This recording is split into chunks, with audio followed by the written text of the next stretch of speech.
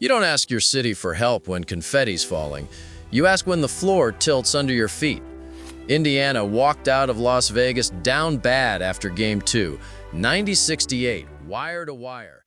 I don't even know what month that would have been, but I just went to kind of make a move and Every counter smothered, and then did something teams almost never do in that moment. They went public with a request. Not excuses, not a vibe, a call to arms. Be there. 2 words. And suddenly the series wasn't just Fever versus Aces, it was Indy versus silence. Let's keep the receipts tight. Game 1, Kelsey Mitchell detonated for 34, and Indiana stunned Vegas 89-73 in their own building. If you watched that one, you felt like the basketball gods were in a mischievous mood. The champs looked mortal, the Fever looked inevitable, and a whole lot of what-ifs started humming around the league.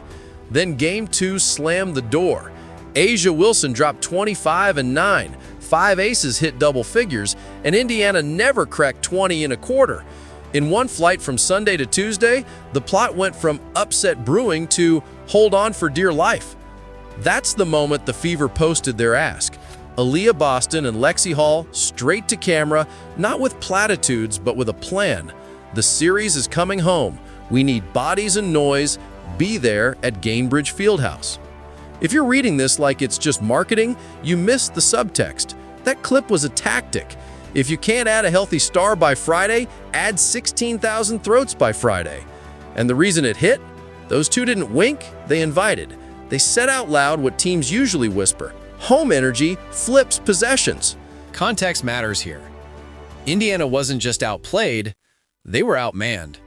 The postseason run was happening without Caitlin Clark and other key guards, and everyone knew it. That Game 2 box score showed how thin the margin was. Odyssey Sims led with 18. Kelsey Mitchell, so electric in Game 1, was held to 13 on 4 of 14.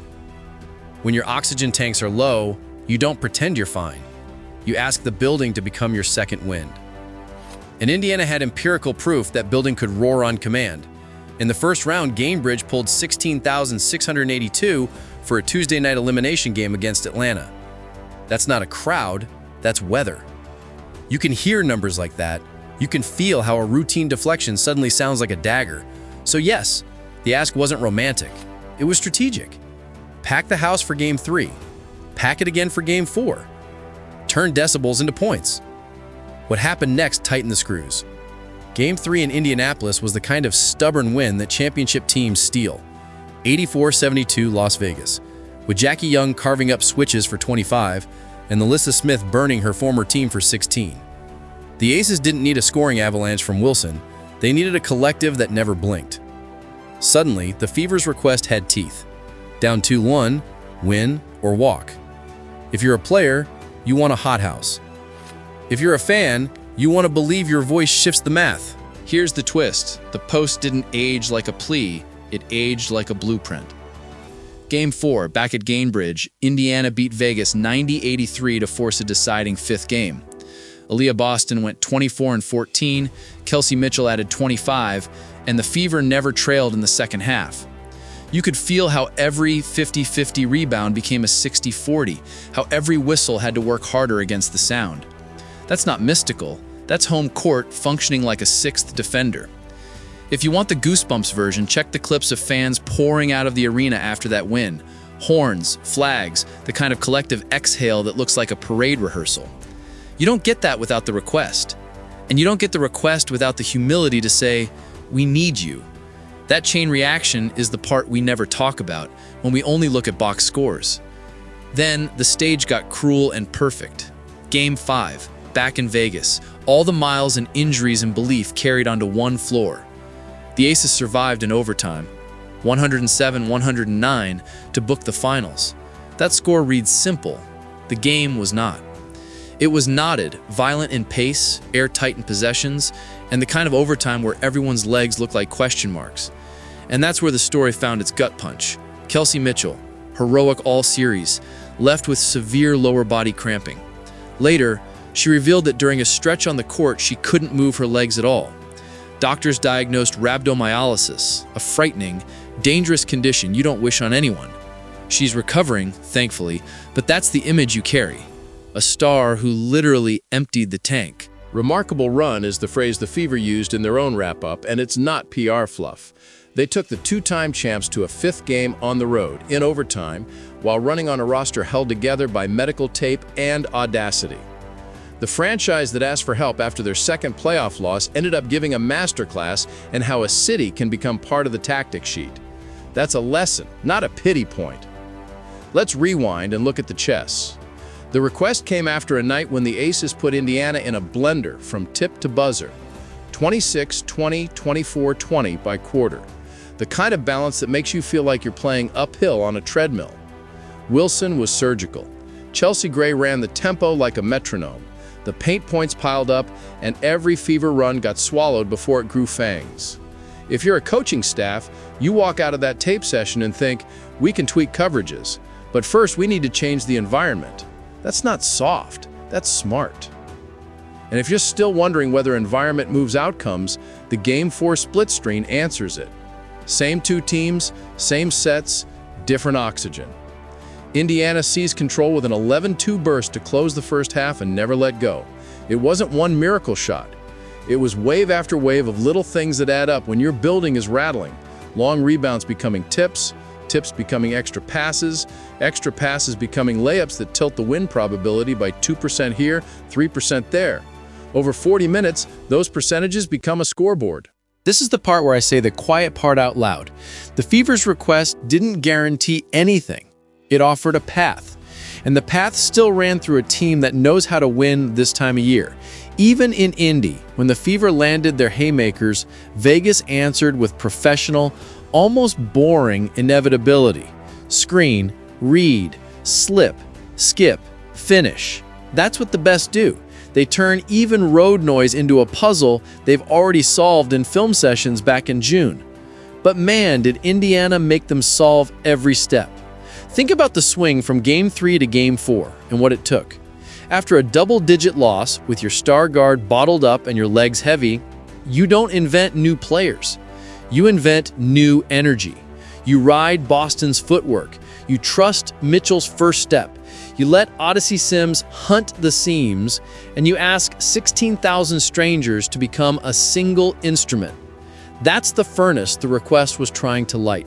And we haven't even talked about the first domino, that Game 1 shock. You don't put a defending champ on tilt in their own gym by accident. You do it by touching every fundamental first. Angles, tags, footwork, and then letting flesh break out as the byproduct. Mitchell's 34 wasn't just heat check shots. It came from a team that got her advantages early and often. When the series tightened, Vegas made those advantages scarce. Indiana's counter was to manufacture energy elsewhere, hence the request. When we talk about postseason narratives, we usually celebrate silence. We'll create our own energy. This one celebrated noise, and we saw in real time how an honest ask can turn into extra possessions. Game 4, you could practically chart the decibel spikes against the momentum swings. Every team says fans matter. Not every team weaponizes them like this. That's why this story isn't just about a social post. It's about a franchise testing a lever and watching it move the series, even if the final step proved a bridge too far. You want numbers? Here's a handful that talk. Game 2, 90-68 Vegas. Wilson 25, 5 in double figures, brutal balance. Game 3, 84-72 Vegas. Jackie Young 25, Nalissa Smith 16, Aces lead 2-1, ruthless professionalism. Game 4, 90-83 Indiana. Boston 24-14, Mitchell 25, series tied, belief cashing out loud. Game 5, 107-98 Vegas in OT, champions survive. In between the lines, there's a building that answered a call and a roster that kept kicking the door, even as bodies dropped. And about those bodies, Mitchell's health scare is the kind of thing you hope to never see. The Reuters report out of Game 5 had the immediate diagnosis, severe cramping, hospital fluids, while Mitchell herself later explained it was rhabdomyolysis, the nightmare scenario for overtaxed muscles. She's recovering, she says. She's walking slowly. File that away when you think about the gulf between played hard and gave everything. Indiana was on the wrong side of luck for weeks and still almost kicked the door in. So what was the request, really? It was a bet on Indiana being a basketball city again, not just a Caitlin Clark curiosity.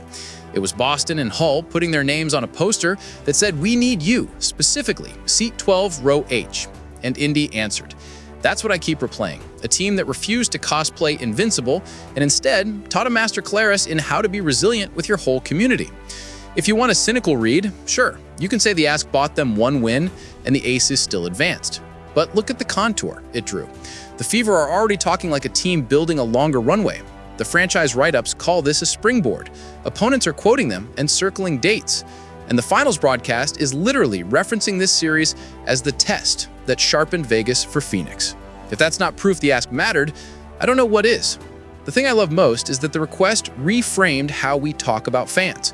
Not as an afterthought, not as scenery, but as a strategic variable. You can model it in the way you model pace. Home noise extends defensive stands, it pressures officiating context. Yes, humans with whistles are humans, and it punishes indecision on the road. Indiana didn't hide from that. They said it out loud. And then they set a meeting at their own house and packed it. Let's end where it began, with a team that got punched in Game 2 and didn't pretend it didn't hurt. They posted the bruise and circled a date. The city showed up. The series stretched to a fifth game. The fifth game bled into overtime, and a roster held together by grit and tape bowed out to the champs with nothing left in the tank. If drama is what you came for, this had it. Shock, suspense, a mic'd-up plea, and a noise complaint that sounded like faith. If you were in Gamebridge, tell me your moment. Was it the first quarter chasedown that felt impossible? Was it Boston sealing the block and the roof coming off? Was it Mitchell waving the crowd to stay? One more stop? If you watched at home, was it the moment you realized the Instagram video wasn't hype? It was a battle plan. Whatever your answer, you are part of a playoff story that will get copied by every team that finds itself down 0-2 or gutted by injuries next year. Ask your people. Ask them early. Ask them loud. You don't make a request to your fans after a win. You make it when your season is wobbling, when the lights are too bright, when the other team looks immortal. Indiana made the request, Indy answered. And for 2 nights, the building bent probability. The champs still advanced, but the Fever didn't just go quietly. They taught the league how to use a city like a sixth defender. That's a blueprint worth stealing.